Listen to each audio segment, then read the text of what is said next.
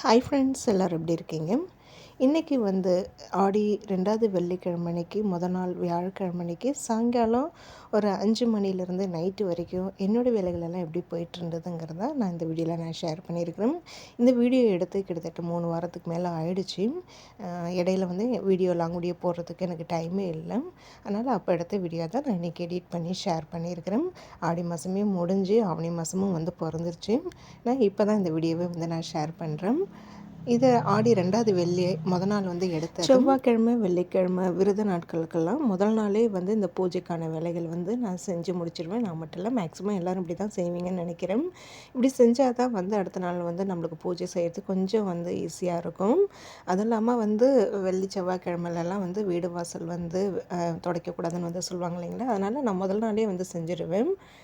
பசங்களை வந்து டியூஷன்லேருந்து பிக்கப் பண்ணிவிட்டு அன்றைக்கி சீக்கிரமாகவே வந்துட்டு ஒரு 5 மணி போலலாம் அந்த 1 ஹவர் கடகடன்னு என்னால் என்னென்ன வேலைகளை முடிக்க முடியுமோ எல்லாத்தையும் வந்து முடித்தேன். வீட்டுக்கு வந்த உடனே ஃபஸ்ட்டு வந்து பார்த்திங்கன்னா பசங்களோட லஞ்ச் பாக்ஸ்லாம் வந்து விளக்குறதுக்கு போட்டுட்டு வீடு வாசலில் நல்லா சுத்தமாக வந்து பெருக்கி தள்ளிட்டு நல்லா போட்டு விட்டுட்டு நில வாசல்லாம் வந்து தொடச்சிட்டு வெளியில் வறண்டா எல்லாமே வந்து தொடச்சி விட போகிறேன். ஒரு சிஸ்டர் கூட வந்து ஆரம்பத்தில் கமெண்ட் பண்ணியிருந்தாங்க, நான் எப்போதுமே வந்து இந்த முதல் நாள் இந்த நிலவாசல் வெளியில் வறண்டாலாம் வந்து நான் தொடச்சி விட்டேன்னா கையோட வந்து சின்னதாக ஒரு கோலமாவது போட்டு விட்டுருங்க அப்படின்னு வந்து சொல்லியிருந்தாங்க. நான் மேக்ஸிமம் அதுமாரி பண்ணுறதில்ல. இப்போ அப்புறம் அவங்க சொன்னதுக்கப்புறமா நான் அதுமாரி வந்து அப்பப்போ ஞாபகம் இருக்கும்போது ஃபாலோ பண்ணுறது.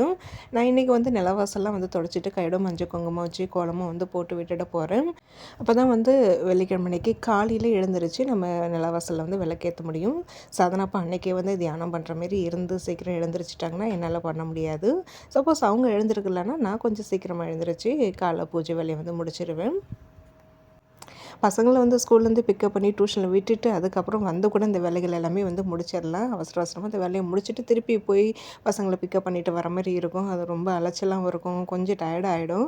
அதனால தான் நான் என்ன பண்ணிட்டேன்னா அங்கேயே டியூஷன்லேயே வெயிட் பண்ணியிருந்து பசங்களை கூட்டிகிட்டு வந்ததுக்கப்புறமா இந்த 1 ஹவர்க்குள்ளே கொஞ்சம் ஃபாஸ்ட்டாக வேலையை முடிச்சிடலாமே அப்படின்ட்டு தான் நான் வேலையை செய்ய ஸ்டார்ட் பண்ணேன். நான் எப்போதுமே எந்த வேலையை ஸ்டார்ட் பண்ணுற மாதிரி இருந்தாலும் டைமிங் வச்சுப்பாங்க. அந்த டைமிங்குள்ளே கடகடன்னு வந்து முடிக்கணும்னு வந்து பிளான் பண்ணி தான் வந்து பண்ணுவேன். அப்போ தான் எனக்கு அந்த வேலை செய்கிற அலுப்பும் வந்து தெரியாது. வேலை கடகடன்னு வந்து செய்வேன். ஆடி மாதம் பிறக்கறதுனால நான் முன்னாடியே வந்து பூஜை ஷெல்ஃபில் இருக்கிற சுவாமி படங்களெல்லாம் வந்து நல்லா தொடச்சிட்டு மஞ்சள் குங்குமம் வச்சு பூஜை ஷெல்ஃபு ஃபுல்லாக டீப் கிளீனிங் வந்து பண்ணி பூஜை பாத்திரங்களும் வந்து நல்லா தேய்ச்சி மஞ்சள் குங்குமம் வச்சுருந்தேன். முதல் வாரம் வந்து நல்லா சிறப்பாக சுவாமி கும்பிட்டேன். இது 2வது வாரம். நான் இந்த வாரம் வந்து பூஜை பாத்திரங்கள் வந்து தேய்க்கலை. ஆடி மாதம் நான் இந்த வீட்டுக்கு வந்ததுலேருந்து ஆடி மாதத்தில் ஏதாவது ஒரு வெள்ளிக்கிழமையோ இல்லை ஞாயிற்றுக்கிழமையோ வந்து அம்மனுக்கு வந்து கூழ் வச்சு படைச்சிட்ருக்கிறேன். ரெகுலராக பண்ணிகிட்டு இருக்கேன். ஆனால் இந்த வருஷம் என்னால் அதை வந்து பண்ண முடியாமல் வந்து போயிடுச்சு. நான் ஆடி 3வது வெள்ளியோ இல்லை ஆடி மாதம் 3வது ஞாயிற்றுக்கிழமையோ நம்ம வந்து இதுமாரி அம்மனுக்கு வச்சு கூழ் வச்சு படைக்கலான்ட்டு பிளானில் தான் இருந்தேன். அப்புறம் அம்மாவுக்கு உடம்பு முடியாமல் போனதுனால அம்மா அங்கே கூட்டிகிட்டு வந்து வச்சுருந்ததுனால அது என்னால் வந்து பண்ணுறதுக்கு முடியல. அதே போல் செவ்வாய்க்கிழமையிலையும் வந்து ஒரு 2 வாரமாக வந்து நான் வெற்றிலை தீபமும் வந்து போடுறதுக்கு முடியல. உடம்பு கரெக்டாக இருக்குது, வேலையும் கரெக்டாக இருந்தது, உடம்பும் முடியல, போடுறதுக்கான அந்த மனசும் வந்து இல்லை. அதனால் நான் எந்த வேலையுமே ரொம்ப வந்து பண்ணவே இல்லைங்க. 3 வேளை சமைக்கிறது, சாப்பிட்றது, பாத்திரம் விளக்குறது, துணி துவச்சி காய வைக்கிறது, இந்தமாரி வேலைகள் எல்லாமே தான் பண்ணிகிட்டு இருந்தேனே தவிர மற்ற வேறு எந்த வேலைகளுமே வந்து நான் செய்யவே இல்லை. அதுதான் மனசு ரொம்ப கஷ்டமாக போயிடுச்சுங்க. இந்த வருஷம் ஆடி மாதத்தில் நம்ம வீட்டில் அம்மனுக்கு வந்து படைக்கிறதுக்கு முடியாமல் போயிடுச்சு அப்படின்ட்டு. ஆடி மாதமும் வந்து முடிஞ்சிருச்சு. சரி, அடுத்த வருஷமாக நல்ல சிறப்பாக வந்து பண்ணிக்கலான்ட்டு வந்து நினச்சிட்ருக்கேன். அதேமாரி ஆடி மாதத்தில் கரெக்டாக இப்போ ஊருக்கும் வந்து போயிருந்தோம். ஆனால் வந்து குலதெய்வ கோயிலுக்கு தான் வந்து போகிறதுக்கு முடியலைங்க. எப்போ ஊருக்கு போனாலுமே குலதெய்வ கோயிலுக்கு போகாமல் வரமாட்டோம். ஆனால் இந்த வருஷம் ஊருக்கு போயுமே வந்து குலதெய்வ கோயிலுக்கு வந்து போகிறதுக்கு முடியல. எங்களுடைய பங்காளி ஒருத்தங்க இறந்ததுனால கோயிலுக்கு வந்து போகக்கூடாது. அதுவும் கொஞ்சம் மனசுக்கு கஷ்டமாக தான் இருந்தது. உடன் பங்காளி கிடையாது. ஆனால் அந்த 4 கட்டு 5 கட்டுன்னு சொல்லலைங்களா, அதேமாரி உள்ள பங்காளி தான். ஆனால் வந்து அந்த 16ஆம் நாள் காரியம் இல்லை 30க்கு படைக்கிற வரைக்குமே போகக்கூடாதுன்னு சொல்லுவாங்க. அதனால தான் போகலை. அது நெக்ஸ்ட் டைம் வந்து ஊருக்கு போகும்போது கண்டிப்பாக கோயில் போயிட்டு வந்துடுவோம். கண்டிப்பாக அடுத்த வருஷம் ஆடி மாதம் வந்து சிறப்பாக அம்மனுக்கு வந்து நம்ம பூஜை பண்ணணும்.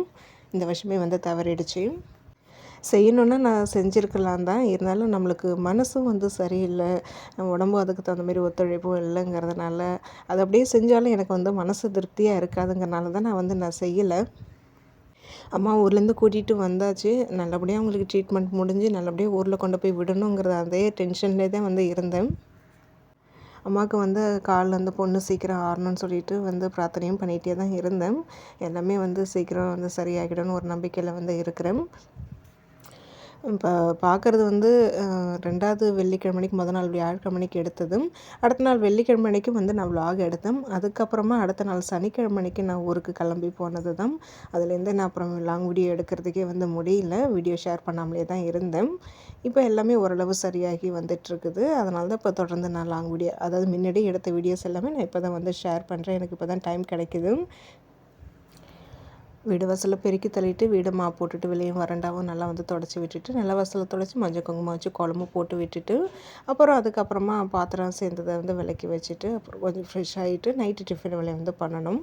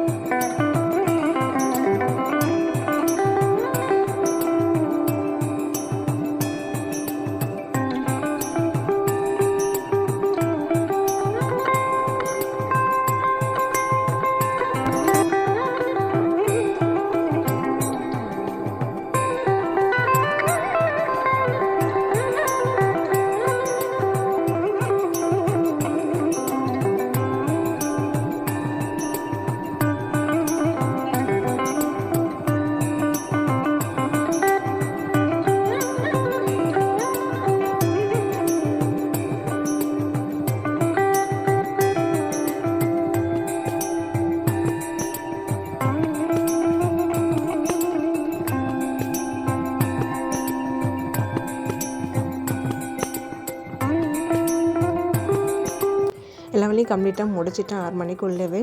அப்புறம் வந்து கை கால் அலம்பிட்டு அதுக்கப்புறமா வந்து சாதனா வந்து அகல் விளக்கல் மட்டும் அவளை விளக்கேற்ற சொல்லிட்டேன். நான் வந்து பார்த்திங்கன்னா அன்றைக்கி தான் வந்து என் ஃப்ரெண்டோட ப்ளவுஸ் வந்து அவள் கொரியர் பண்ணியிருந்த ஆரி ஒர்க் போட சொல்லி அது அன்றைக்கி தான் வந்திருந்தது. சரி ஓப்பன் பண்ணி என்ன கலர் ப்ளவுஸ் அப்படிங்கிறத பார்த்துட்டு இருந்தேன். ரொம்ப ரொம்ப சிம்பிளாக ஒரு ஆரி ஒர்க் டிசைன் தான் வந்து போட சொல்லியிருந்தேன். அப்புறம் ப்ளவுஸை பார்த்துட்டு அதுக்கு தகுந்த மாதிரி வந்து பார்த்திங்கன்னா என்னென்ன சிம்பிளான டிசைன்லாம் இருக்குதோ அது எல்லாமே அப்புறம் அவளுக்கு வந்து அமுச்சு விட்டேன். அப்புறம் அவள் ஒரு டிசைன் செலக்ட் பண்ணி அமுச்சு விட்டுருக்குறான். அவள் அளவு ப்ளவுஸும் வந்து ஆரி ஒர்க் ப்ளவுஸ் தான் வந்து நான் கொடுத்துருந்தேன். அவள் முதல்ல போட்ட அந்த ஆரி ஒர்க் ப்ளவுஸ் அதுதான் இப்போ நான் போடுறது 2வது ப்ளவுஸு. எனக்கு அந்த ஆரி ஒர்க் ப்ளவுஸ் போடுறதுக்கு வந்து அந்த நெக்கு ஸ்லீவ் அளவு எல்லாமே வந்து எனக்கு குறிக்க தெரியாது. என் ஃப்ரெண்டுகிட்ட கொடுத்து தான் வந்து குறிச்சிக்கிட்டேன். இப்போ ஊர்லேருந்து மாமனார் மாமியாரும் வந்திருக்கிறாங்க. அவங்க வந்து அப்புறம் போனதுக்கு அப்புறமா தான் நான் வந்து இந்த ஆரி ஒர்க் ப்ளவுஸ் வந்து போடவே ஸ்டார்ட் பண்ணணும். ஏன்னா எனக்கு வேலை கொஞ்சம் கரெக்டாக இருக்குது. இப்போ ரீசெண்டாக ஒரு ஃபங்க்ஷன் வருது, அதுக்கு போடலான்னு சொல்லி தான் வந்து அவள் கொரியர் பண்ணியிருந்தேன். ஆனால் எனக்கு அந்த டைமுக்குள்ளே வந்து போட்டு கொடுக்குறது ரொம்ப கஷ்டம்தான். அவள் புரிஞ்சுப்பா. ஏன்னா அவளுக்கு என்னோடய சிச்சுவேஷன் என்னங்கிறது அவளுக்கு வந்து நல்லாவே தெரியும். மாமனார் மாமியார் ஊருக்கு போனதுக்கு அப்புறமா தான் வந்து இந்த ஒர்க்கு வந்து போடுறதுக்கு ஸ்டார்ட் பண்ணுவேன். ஆனால் கூடிய சீக்கிரம் வந்து பார்த்திங்கன்னா இந்த ஆரி ஒர்க் ப்ளவுஸுக்கு வந்து அந்த அளவுலாம் வந்து குறிக்கிறதுக்கு வந்து கற்றுக்கணும். அது தெரியலங்கிறனால நம்ம இன்னொருத்தவங்களுடைய ஹெல்ப் கேட்க வேண்டியதாக இருக்குது.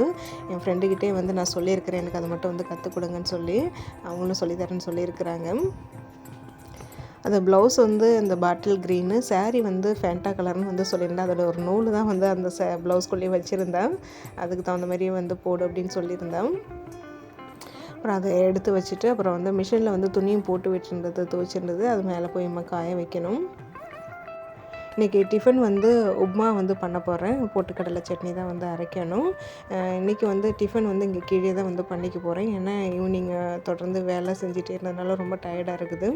மேலே மொட்டை மாடியில் போய் டிஃபன் செய்யணும்னா எல்லாத்தையும் அதுக்கு தேவையானது எல்லாமே மேலே எடுத்துகிட்டு போகணும். திருப்பி அங்கேருந்து கீழே எடுத்துகிட்டு வரணும். ரொம்ப இன்னும் கொஞ்சம் வேலை அதிகமாகிடும் எனக்கு. அதனால் வந்து உப்புமா தான் சிம்பிளான வேலைங்கிறனால நான் இங்கே கீழே தான் வந்து பண்ணிக்க போகிறேன். துணி காய வச்சுட்டு கொஞ்சம் நேரம் ரெஸ்ட் எடுத்துகிட்டு அதுக்கப்புறமா டிஃபன் வேலையை ஸ்டார்ட் பண்ணிவிட்டேன். உப்புமாக வந்து வதக்கும் போதே அது கூடவே சட்னிக்கும் தேவையானது எல்லாமே அதிலே போட்டு ஒன்றாவே வந்து வதக்கிக்கிட்டேன். தனித்தனியாக வதக்கணும்னா இன்னும் டைம் வேஸ்ட் ஆகுங்கிறனால ஒன்றாவே வதக்கிக்கிட்டு அதுக்கப்புறம் சட்னிக்கு வந்து தேவையானது எல்லாமே தனியாக மிக்ஸி ஜாரில் எடுத்து வச்சுக்கிட்டு அதுக்கப்புறம் வந்து உப்புமா கிளறிக்கிட்டேன். பொட்டுக்கடலை சட்னிக்கு மெயினாக இஞ்சி போட்டு அரைப்பேன். அதில் இஞ்சி கட் பண்ணி போட்டுட்டேன். கொஞ்சம் மொத்தமாகவே அதை பெரிய பீஸாகவே போடணும்னு நினச்சிட்டு இருந்தேன். ஆனால் கட் பண்ணி போட்டதுனால அதை தான் வந்து தேடிகிட்டு இருந்தேன். எங்கள் வீட்டில் உப்புமானாலே எல்லாம் தெரிச்சு ஓடுவாங்க, வேணான்னு சொல்லுவாங்க. ஆனால் எனக்கு ரவா உப்புமானா ரொம்ப பிடிக்குங்க. அதுவும் பொலன்னு கிண்டாமல் கொஞ்சம் இந்த கேசரி பத்தத்துக்கு கிண்டுனா சுட சுட சாப்பிடும்போது எனக்கு ரொம்ப பிடிக்கும். ஆனால் கண்டிப்பாக உப்புமாவுக்கு வந்து சட்னி இருந்தால் தாங்க எங்கள் எல்லாருக்குமே இறங்கும். அதனால தான் கொஞ்சமாக சட்னி வந்து அரைச்சிக்கிட்டேன். உப்புமா செஞ்சிட்ருக்கும் போதே வந்து பார்த்திங்கன்னா லைட்டாக மழை பெய்யவும் ஆரம்பிச்சிருச்சு. கரண்ட்டு எங்கே வந்து போயிடுமென்ட்டு அவசர அவசரமாக சட்னி மட்டும் அரைச்சிட்டு உப்புமா கிளறிட்டேன். மழை பெய்ய ஸ்டார்ட் ஆனதுனால கரண்ட் எப்போ வேணாலும் வந்து போகும் வரும். அதனால் வந்து டிஃபன் வேலையை முடிச்சிட்டோம்னா கரண்ட்டு போனால் கூட அப்புறமா பொறுமையாக கூட வந்து சாப்பிட்டுக்கலான்ட்டு கொஞ்சம் ஃபாஸ்ட்டாகவே வேலை செஞ்சிட்ருந்தேன். அப்புறம் இந்த டிஃபன் வேலையெல்லாம் முடித்து சாப்பிட்டதுக்கு அப்புறமா அப்புறம் திருப்பி சாப்பிட்ட பாத்திரம் வந்து சேரும், அதையும் வந்து விளக்கிட்டு கிச்சன்லாம் க்ளீன் பண்ணிவிட்டு நாளைக்கு என்ன சமையல் பண்ண போகிறோனோ அதுக்கு தேவையானது எல்லாமே வந்து எடுத்து வச்சுட்டு படுத்தோம்னா அடுத்த நாள் காலையில் எனக்கு சமையல் வேலை செய்ய கொஞ்சம் ஈஸியாக இருக்கும். இருக்க மழை கொஞ்சம் லைட்டாக வேகமாக வர ஆரம்பிச்சிச்சு. ஆனால் பெரிய மழையெல்லாம் இல்லை. மழை லைட்டாக பெஞ்சிட்டு தான் இருந்தது. வறண்டா லைட்டாக நனைகிற அளவுக்கு தண்ணி மாடிப்படியிலேருந்து வந்தது, அவ்வளோதான். துடைக்காமல் இருந்திருக்கலாம் மாட்டுக்கு, ஒரே காலையில் வந்து துடைச்சி விட்டுருந்துருக்கலாம் மாட்டுக்கு. இதை கொஞ்சம் நசன்ட்டு தான் இருக்கும். அடுத்த நாள் காலையில் இன்னொரு வாட்டியை வந்து வறண்டா மட்டும் லைட்டாக போடுற மாதிரி இருக்கும். இன்றைக்கி வந்து சாயங்காலம் ஒரு 5 மணிலேருந்து நைட்டு வரைக்கும் என்னோடய வேலைகளெல்லாம் இப்படி தாங்க வந்து போயிட்டு இருந்தது. இதை தான் நான் இன்றைக்கி ஷேர் பண்ணியிருக்கிறேன். கண்டிப்பாக இன்றைக்கி ஷேர் பண்ணியிருக்கிற விலாக் உங்களுக்கு வந்து பிடிக்கும்னு நினைக்கிறேன். வீடியோ பிடிச்சிருந்தால் லைக் பண்ணுங்கள், கமெண்ட் பண்ணுங்கள், மறக்காமல் அந்த ஹைப்பும் வந்து கொடுங்க. நாளைக்கு இன்னொரு இன்ட்ரெஸ்டிங்கான ஒரு விலாகில் வந்து பார்க்கலாம்.